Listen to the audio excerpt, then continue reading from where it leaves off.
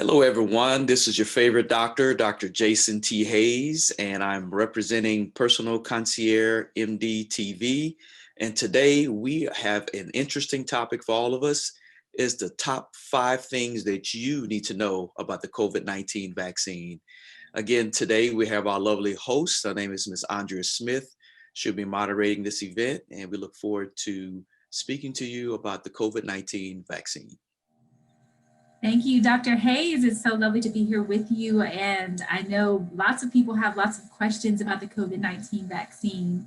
If you are watching this now, and hopefully, granted it's February 2021, so whenever you see this, there may be some updates.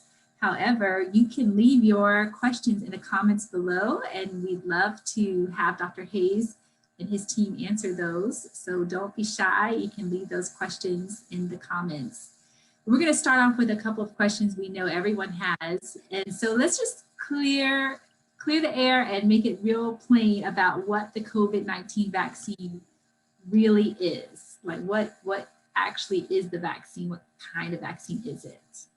Yes, so COVID-19, everyone hears these stories about the actual virus, and they also hear stories about the vaccine itself. So COVID-19 is an RNA virus. So what many of the scientists have done is use an old technology of using mRNA, that's messenger RNA, in the form of a vaccine. And essentially, this messenger RNA has just we call it a message that is actually, it's injected into the body, it goes into the cell.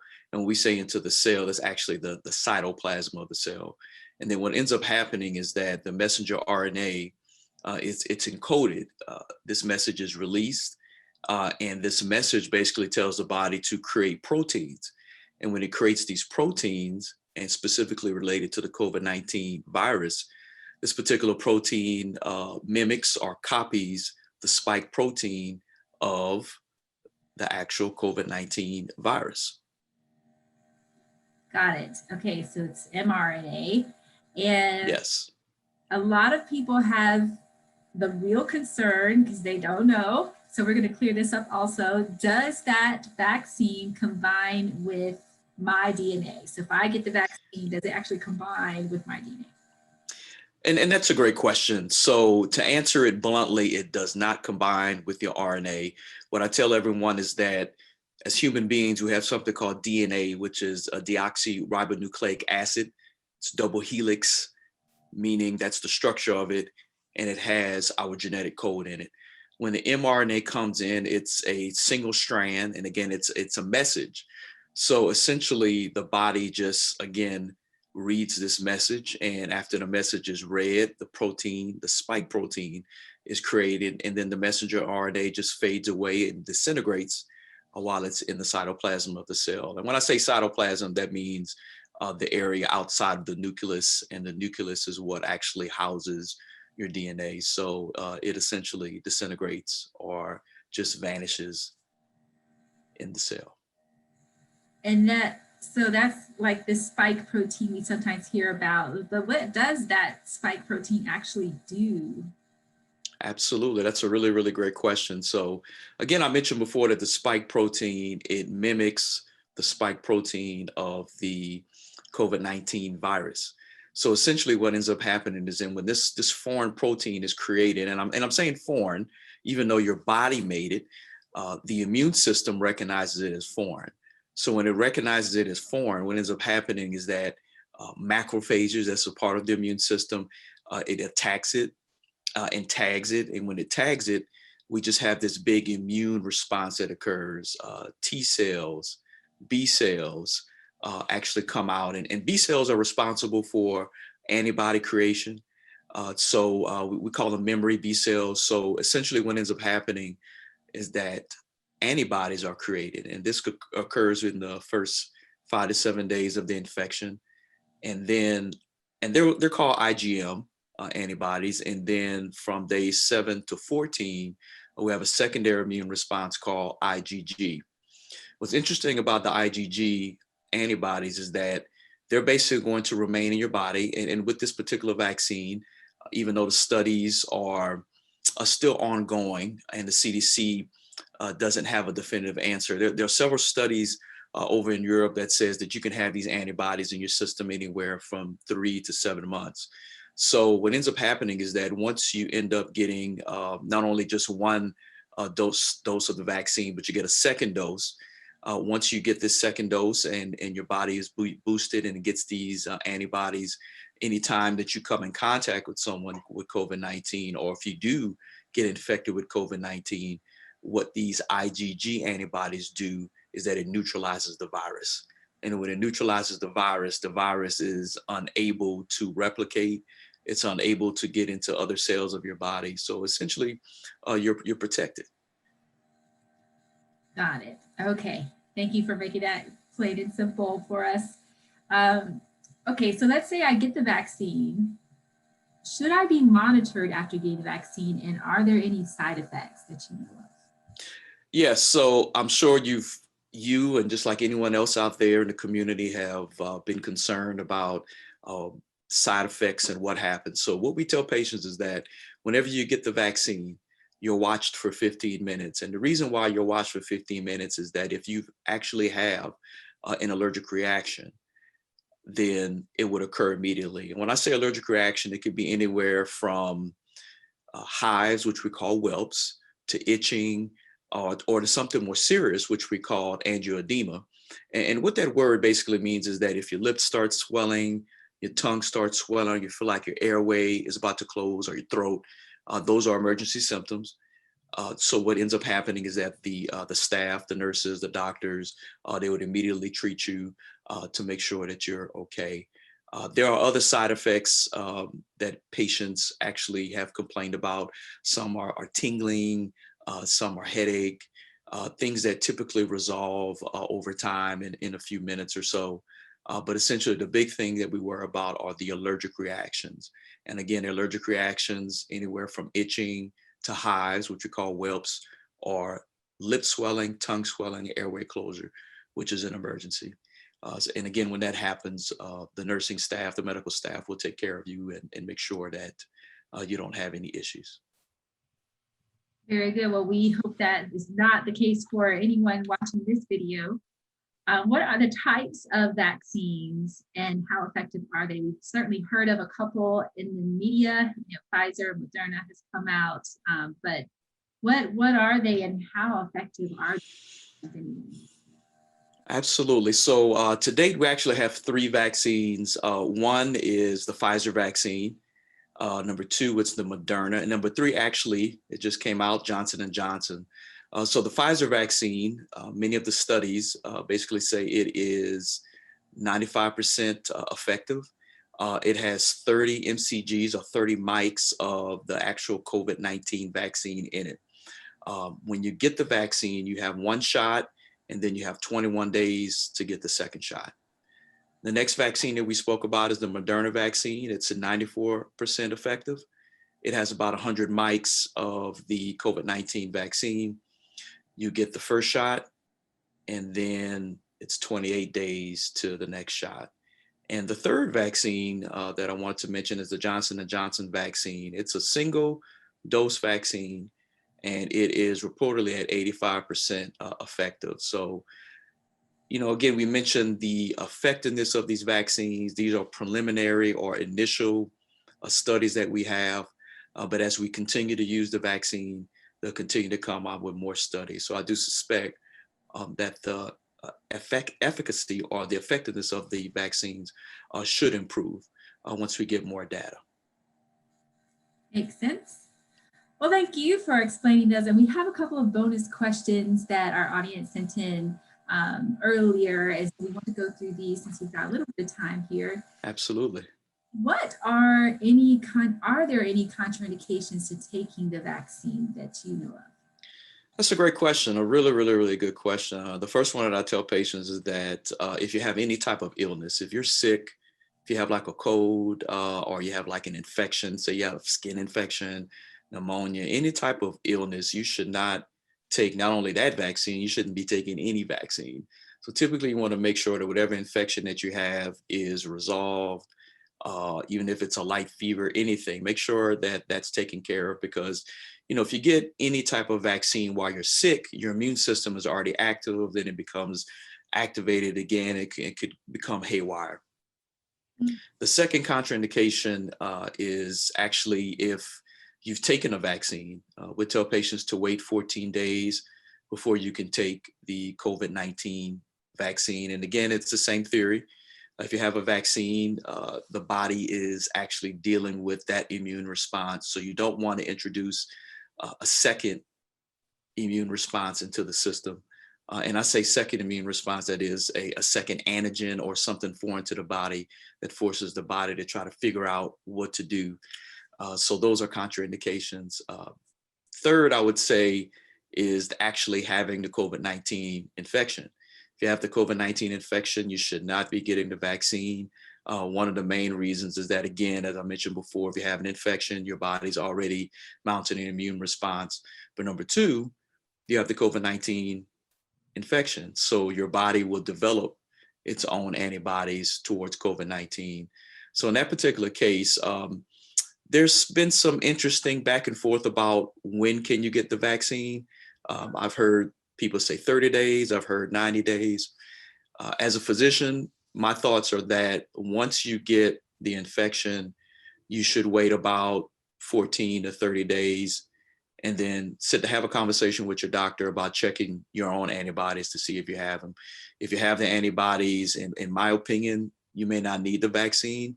But again, the studies have basically said that if you actually get the COVID-19 infection, that your antibodies typically last for about 90 days or so. So again, this is a conversation that you need to have with your doctor, whether if you are a candidate for the COVID-19 vaccine after a COVID-19 infection. With that being said, there's another fourth option, is if you've actually had convalescent plasma, or if you had the monoclonal antibodies. And again, those are treatments for COVID-19.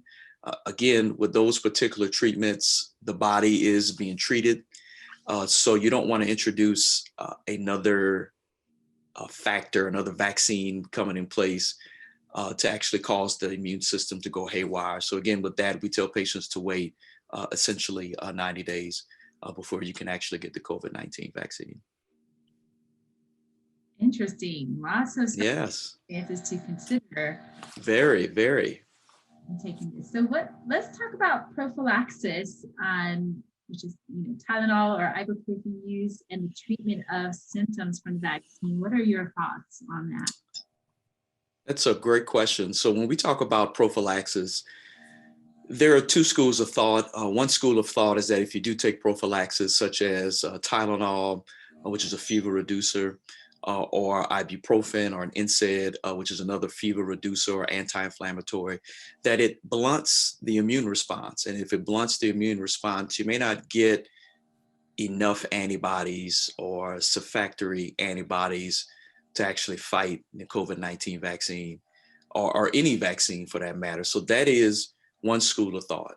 The other school of thought is, if you're someone that actually has an overactive immune system and you have a reported history of your body overreacting to a vaccine, then in my opinion, my professional opinion, and also several studies and evidence-based medicine does support this, that taking Tylenol or an anti-inflammatory like an NSAID can actually help reduce that overreaction of your body. So you have to look at the benefits. You also have to look at the risk. So if you're someone that's at risk, then taking prophylaxis would work. And then other forms of prophylaxis would be taking Benadryl, which is an antihistamine, loratadine, or Claritin is the trade name that people are used to. It's another antihistamine. They're both H1 blockers, antihistamine blockers. So typically, if you take that, it can make you a little drowsy. So we tell patients to be careful. And then the second one is actually Pepcid or famotidine, which is a H2 blocker, antihistamine 2 blocker. Typically, people hear about that when you have upset stomach or heartburn, but those are some medications or antihistamines that you can take that will actually help you with prophylaxis. And again, I don't know if anyone saw this, but I actually chronicled my own experience with the vaccine, the COVID-19 vaccine. And when I took, the first dose of Pfizer, had some lip tingling, and so I had to be monitored for about an hour. So I Mm. was concerned with the second vaccine. So with the second vaccine, I decided to take prophylaxis to just make sure that I didn't have an overreactive immune system. So I did take ibuprofen about 30 minutes before the shot, and also took loratadine and also Pepsin. And essentially, that lip tingling that I had actually was very minor, and I did not have any issues or concerns. So in terms of prophylaxis, again, that's a conversation that a patient should be having with their doctor.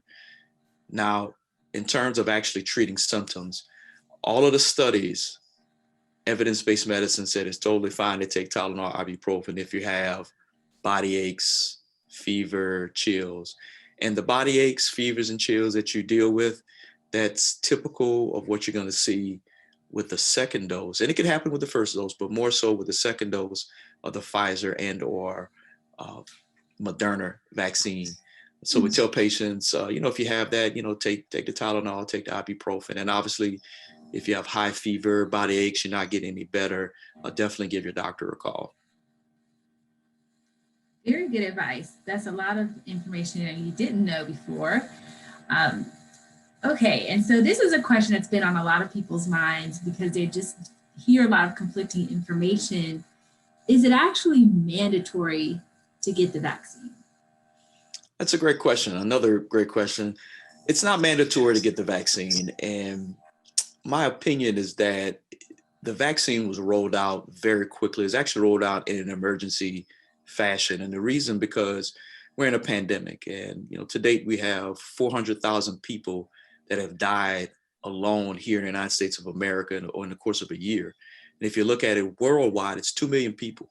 So the United States of America, pharmaceutical companies, academic institutions have actually had to roll up their sleeves and say, hey, we need to go ahead and make a strong concerted effort to get this get this virus under control. So organizations like the Centers for Disease Control, NIH, again, they pushed forward, working with these pharmaceutical companies to get this vaccine going. So with that being said, there are benefits, there are risks with the vaccine. And just like with any vaccine, you can develop side effects that I may not have mentioned before, such as Bell's palsy, which you can get essentially paralysis of your face, and something that's self-limited, it'll resolve. And there've been even situations where patients have actually developed severe allergic reactions where they've actually died. So, with that being said, it's not mandatory, but we always educate patients to do your own personal research, and then also have a conversation with your doctor about whether the vaccine is for you. Thank you for that. Okay, so we are in Georgia, and your practice, Personal Concierge MD, is in Alpharetta, Georgia, in the north area of Atlanta. And so let's talk about the state of Georgia. How is the vaccine being here in this state? Absolutely. So, like many states, the vaccine is being rolled out under the direction of the governor of Georgia, and also under the direction of the Georgia Department of Health. So there are three classifications when you look at this. The first classification is 1A, and they're healthcare workers, and also patients who are in nursing homes and long-term care facilities. And when we say healthcare workers, we mean doctors, nurses, essential workers in the healthcare system who actually may come across patients who actually have COVID-19. So we have to make sure the individuals who are helping patients are taken care of, and so that they're healthy, to make sure that the virus is under control and that we can combat it. Also, I did mention before to you, long-term care facilities, nursing homes. So those are patients typically who are 65 and older. They are in these facilities, and when they're there, they're more at risk for getting the COVID-19 infection because of the close quarters, and then also the healthcare workers that they're dealing with. So these individuals will get the vaccine, and in some cases, guardians have actually been given an opportunity to get the vaccine as well. So that's the 1A. There's also 1B, which are individuals 65 and older who are in the community. Typically, when we say patients 65 and older, we mean patients that essentially are more at risk. They have chronic diseases. Their immune system may not be the best. So we want to make sure that patients get the COVID-19 vaccine. After that, we have phase two, and before I mentioned phase one. So then phase two, what we have are individuals who are essentially what we call healthcare workers. So with healthcare workers, excuse me, let me backtrack. Other essential workers, such as first responders, and there's some healthcare workers there too, like EMS drivers, also firefighters, and also police officers. So, and then also there's some special circumstances with patients who may be cancer patients, who may have HIV. So those patients would be in phase two. And then phase three will be everybody else in the general population, patients who are generally healthy, who don't have any disabilities or any issues. So typically those patients will essentially have access to the vaccine. Got it. All right, so another question that's been touchy, but we've got to talk about it because you and I are both Black. This news about the COVID vaccine has hit the Black population differently, and for good reason, because of the history of vaccines and just healthcare in general in America with the Black community. So there's been a lot of mistrust in the Black community and minority community at large about the vaccine. What do you think about this? Well, that's a great question. I actually have mixed emotions. I've done my own personal research about mistrust in the healthcare system. I've heard stories from patients.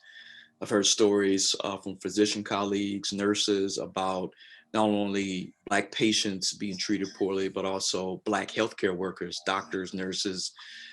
You also look at the father of gynecology. His name is Dr. Sims. And back in 1800, he did many horrific testing on Black slaves, which has led to a lot of mistrust of the healthcare system, even going on forward with the Tuskegee experiment, where essentially the forerunner to the Department of Health and Human Services, which is the United States Public Health Service, they essentially tested Black men between the ages of 30 and 60 in Tuskegee, Alabama, and they went down there and told them that they had bad blood.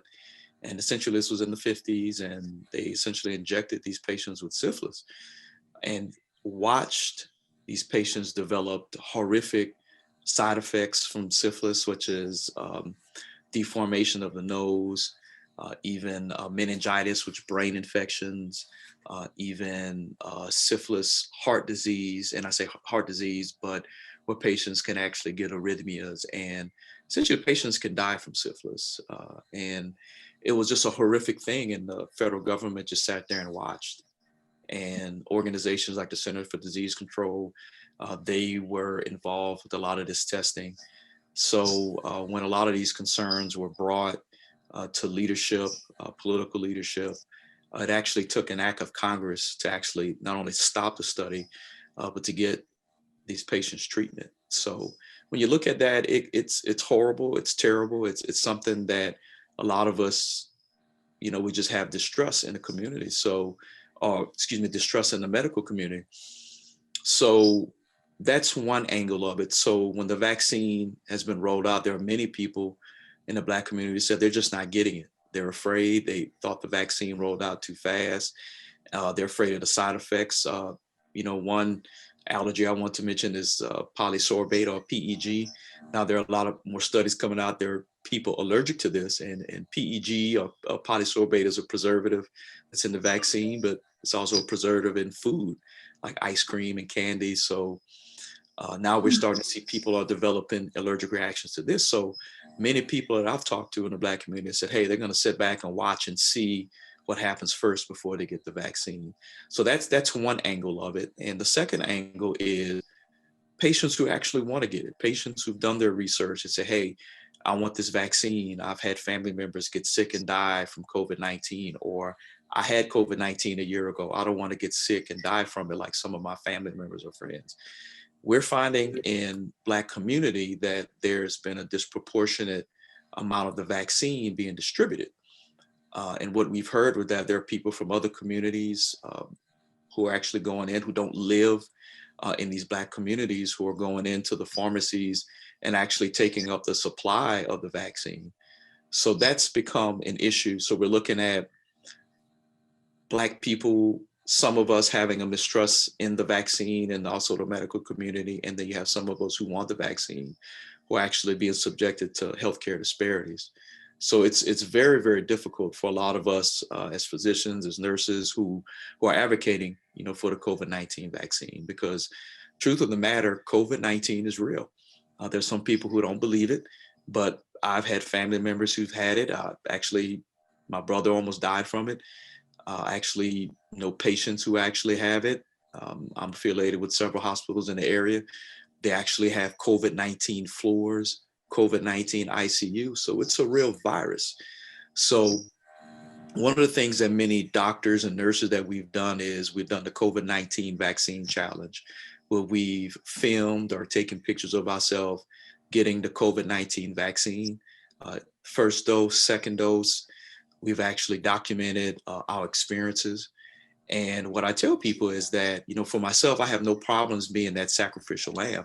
If I get sick and something happens to me and I die, then okay, I understand. People who are against the vaccine, you have more reason to say, okay, this doctor took the vaccine, but he got sick and he died. Oh my God. But in my particular case, I had some symptoms. They were treated. They went away. I'm totally fine. Everything is going well. So, I'm proof positive that the vaccine works. I haven't, caught COVID-19. I haven't been infected or anything. So generally right now, everything's going well. And again, I mentioned before, I have several doctor friends, several nurse friends, nurse colleagues, doctor colleagues who are actually documenting their experience. So many of us, what we're doing is modeling so we can show the community that the COVID-19 vaccine, even though there's some small risk, if you do your research and look at the risk and the benefits of getting the vaccine and then having a conversation with your doctor, that you'll find that the COVID-19 vaccine is worth it. Thank you so much for that. I think that is comforting for a lot of people to know. And bonus question, if I may. Yes, absolutely. Like you, I also have had family members get this. Unfortunately, thankfully, no one has died of it. In my immediate family, which is good news. And so just looking at this going forward, the whole purpose of the vaccine, and correct me if I'm wrong, is we have to get to a level of herd immunity, right, per country and really globally in order to return to any semblance of normal as we've known it, right? Is that not what, had to happen back in 1918 when this happened before, granted with a different kind of virus, but, that's the whole point of why we're even doing all of this vaccine, right? Absolutely. So we want to make sure that even though whether if you get the vaccine or not, we should still be wearing masks. We should still be washing our hands with warm water up to 20 seconds, making sure we're getting all of the hands, even getting down to the wrists, drying them, making sure that we practice social distancing. So if we do that, along with not only wearing a mask, but even saying now that we should double mask, if we do these things, and make sure that we do not go into crowds with more than 10 people, or do not throw parties or go to events with more than 10 people, along with the vaccine, that we should develop enough immunity to the virus and we should be able to defeat COVID-19. Now, I will say that with COVID-19, there are several strands that we're worried about. There's the Brazilian strain, there's the South African strain, there's also a strain in Europe as well that we've become very concerned about. And friends that I have or individuals that I know at the Centers for Disease Control, they're telling me this is real, very much the strain and the mutations. And when you listen to individuals like Dr. Fauci, they say that anytime that we are not wearing masks and not practicing social distancing, these viruses get into a situation where they're dealing with different conditions. So they're smart. They start to mutate.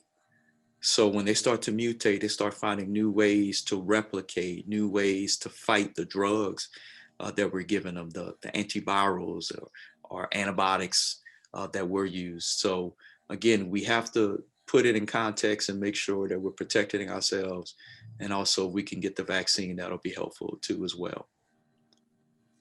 Very good info. Dr. Hayes, a personal concierge MD. You can find him at personalconciergemd.com, correct? And also Yes. Instagram, Facebook, DM him and his team. They'd be happy to talk with you with any questions, concerns you have.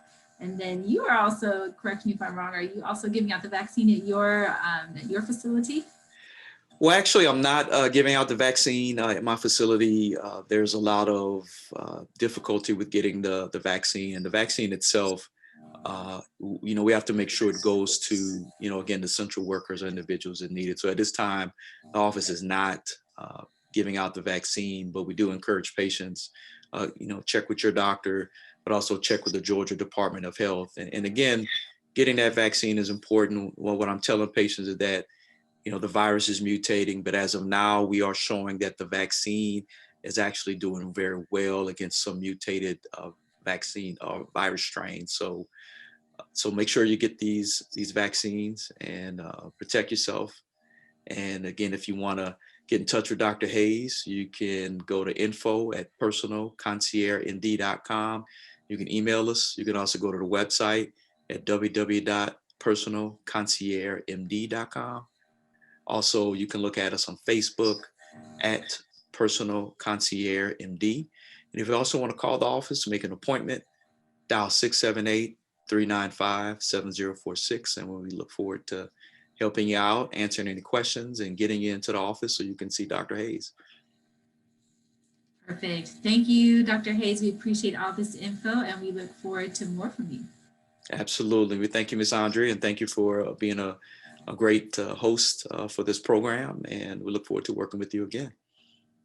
My pleasure. Thank you.